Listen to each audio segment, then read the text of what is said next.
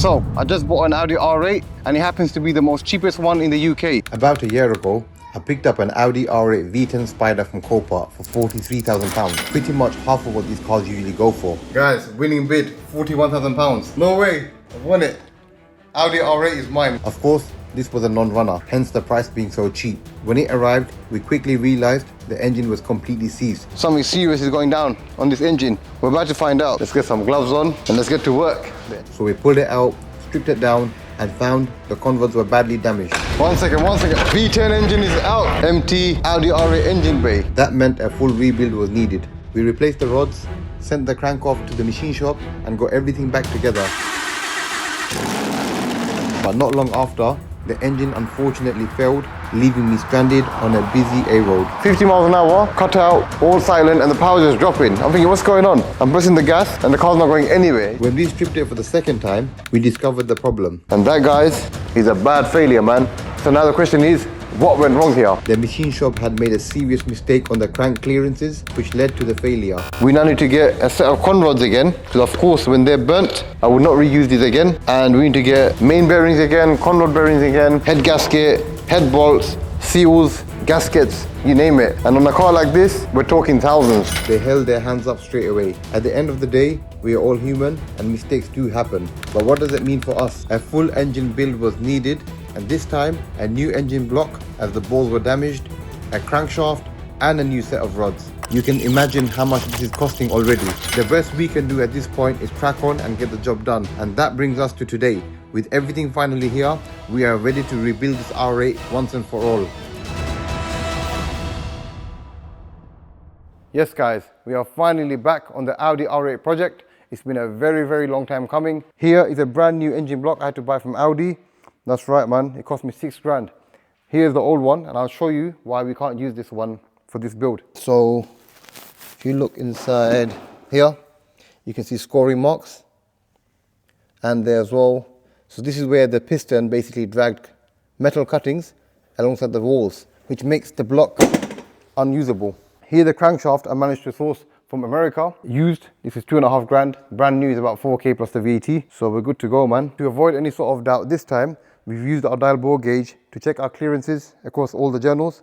We've also used plastic gauge to confirm the result, and we are pretty happy with it at the moment, and it's all good to go. We just now need to put the girdle on, torque it down to spec, and assemble it all back up. Let's get cracking, we've got work to do. So the first thing we're going to do is measure the piston ring gap. So as you can see here, we've got a piston and a con rod for that, and they have piston rings around it. We now need to check the ring gap and make sure it's in spec, because if they're not in spec, if it's too tight, you'll have major engine damage. If it's too loose, again, you'll have major engine damage. So here's the ring, goes in there. So let's put that in. Let me show you how it's done. So you insert it into the bore, and then you use a piston to push it in to make sure it's square. This ensures that it goes in evenly to make our measurement accurate. So if you look inside there, you can see the piston ring, and right there you see a small gap. We're now going to insert our feeler gauge in there. So this is the feeler gauge, and as you can see the different sizes, 0.005, 10, 70.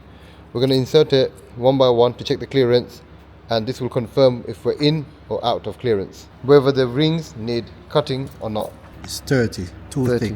So we just inserted 0.30 millimeter into there, and it's too tight, which means we need to go lower down and see the size that fits. Remember, it's a brand new block, so we'll more or less have the same sort of numbers across all the bores, and also brand new piston rings, so it should be fairly straightforward to do.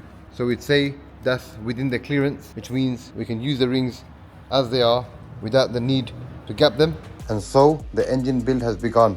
We start off by putting the crank into the block and then placing the girdle on top of it, then torquing it to the correct specs. We then flip the engine and turn the engine manually to ensure the movement and feel is as it should be. You see 5 pistons on each side of the engine with a total of 10 in total, and this is why it's called a V10, the V being the block and the heads, and the number of cylinders making up for the 10, which you'll see shortly. We then flip the engine again and install the oil pump. Yep, that's the one. For this V10 engine, the oil pump is located externally. Who can guess the price of this oil pump? £4,500 including the VAT. I mean, what do you expect for an engine that's also shared in a Lamborghini Huracan? Once the bottom end is assembled, we move on to installing the engine valley cover, the oil cooler, and then the timing chain cover, while also inserting the timing chains in with the sprockets for the chains. We then move on to the cylinder heads. Being a V engine, it has 2 cylinder heads, one on each side. These are secured by head bolts which secure the heads to the engine block. These are also torqued up in a sequence with the relevant torque specs. We then install the camshafts, 2 on each side, 4 in total, and for each bank you have the inlet and the exhaust camshaft. This is followed by the camshaft adjuster, which is otherwise known as the VVT adjuster. We then install the timing tools and time up the engine correctly. What this means is lining up the camshaft in a certain position in correlation to the crankshaft. Once the engine is timed up correctly, the inlet and the exhaust valves will open and close as they should. If there's a mistake in timing, the engine and the valves meet each other, causing catastrophic damage. To finish off, we install the cam covers, connect the gearbox to the engine, fit up the spark plugs, the ignition coils, and finally the intake manifold, which goes right on top of the engine. Here it is, guys. The Audi R8 engine is now fully and completely assembled. We now have the gearbox attached, the exhaust manifold, the intake plenum, injector coils, spark plugs, wiring looms, fuel lines, everything is ready to go. The only thing that needs to happen now is for the engine and the gearbox to be dropped back into this car. And I can't wait because it's been a long project, to say the least. Some of you guys know that starting this engine up is only the beginning of the fun. Come around here, I've got something to show you. Check this out, guys. We got a Boost Logic twin turbo kit ready to go on once we get everything up and running. And that is going to be mad. When we install this car should be pushing anything around 1,000 horses. Standard is about 600 brake, 610 brake. We're going to push it to around 1,000 bhp. It's all going to be measured on the dyno, and it's going to be a mad one. Summer's here, convertible and twin turbo V10. You know the score. Stay tuned. Let's get it done.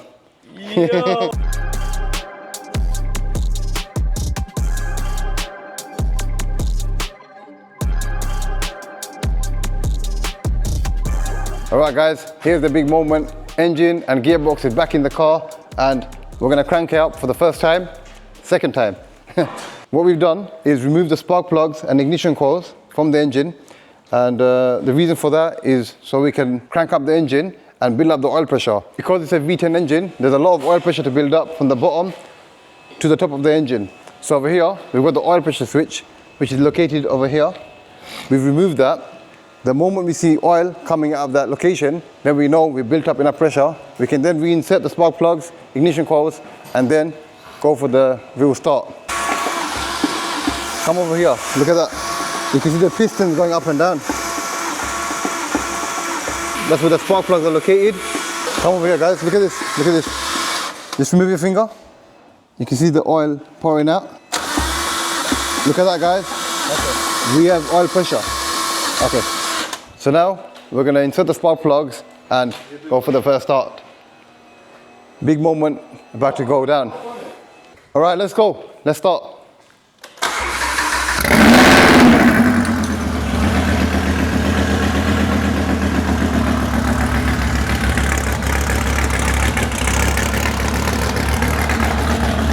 What do you know about a straight start? What happened? You cut off? Oh, you cut it off, yeah? That was a loud start and a lot of smoke coming out. First time it didn't smoke like this, but this time the engine's decatted because you know we've got the twin turbo setup going up. Madness guys, madness. The V10 is alive once again. And this time it's ready for some serious power. Look at that. Straight through pipe into the V10.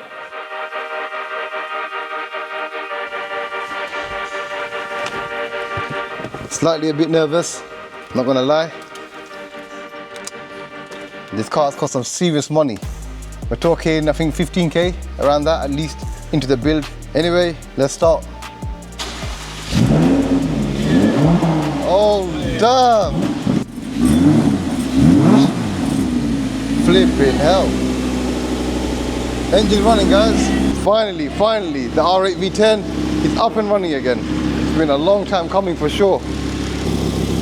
Right, so I've noticed the engine light come on. straight away. You need to plug the scanner in and see what's coming up for that. But engine sounds pretty good to me. So if you come around here, you can see the engine is smoking quite a lot. If you look around, you can see it's coming from the silicon used in building the engine up. So when you build an engine fresh, these things are very normal to see. What you don't want to see is a smoking exhaust, which could indicate issues with the rings or the stem seals. As you can see, it's running pretty good. I'm going to rev the engine a little bit, just to raise the engine sound up slightly.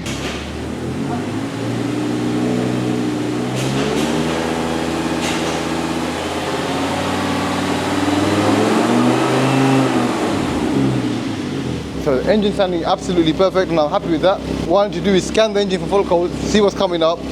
There's no oil pressure warning lights, there's no switch off the engine lights. That's perfect. Engine light is pretty normal as well. Again, the whole car was stripped apart to pieces, engine and gearbox was out, so you're gonna have an engine light. More times it's the full code that need to get cleared from the ECU. But yeah man, let's get this roof off. Look at that, ready for summer.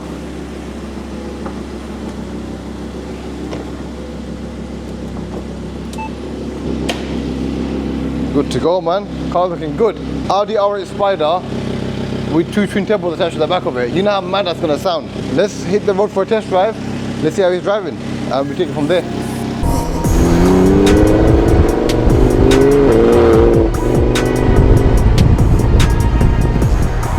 So yes guys, first drive, or should I say second drive, in the Audi R8.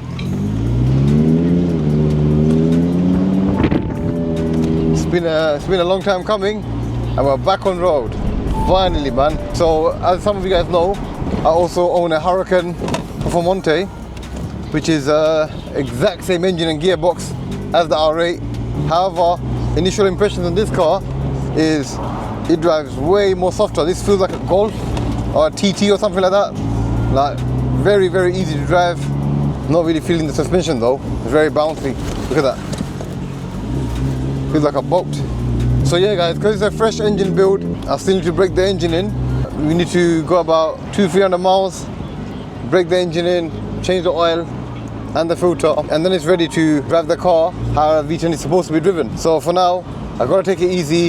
The braking in method is basically driving through the rev range. You don't want to cruise on one speed, for example on the motorway at 70 miles an hour with 1 RPM. You want to switch it up, make sure the rev is going up, cycling up and down. Another thing that's pretty important is you don't smash the throttle, don't put your foot down, nothing like that. Keep it easy and break the engine in properly. Thirdly, heat cycle. So I've just started the engine up from cold, warmed it up. Once it gets hot and I turn the engine back off and it cools down, that's 1 heat cycle. We want to do a couple of those, and that would be the proper method to break an engine in.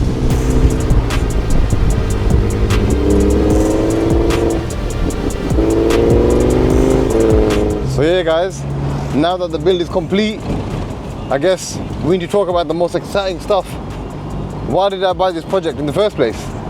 V10 5.2 litre. There's only one reason I'm gonna buy that, right? Twin turbos. That's right guys.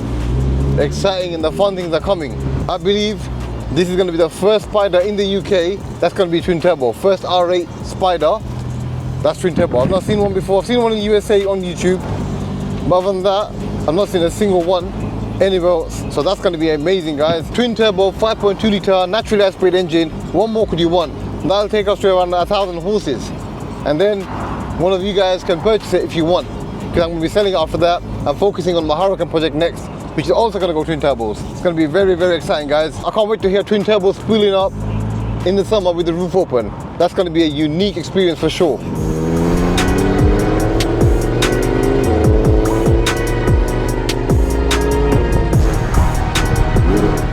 So yeah guys, that's the first drive done on the Audi R8 V10. I'll continue to do the braking in miles, get that out of the way, and then slap on the twin turbo kit, and all the fun will begin. Thank you for tuning in. Make sure you subscribe to my channel if you're new, like this video, and hit the bell notification as well. Other than that, it's namzboost signing out.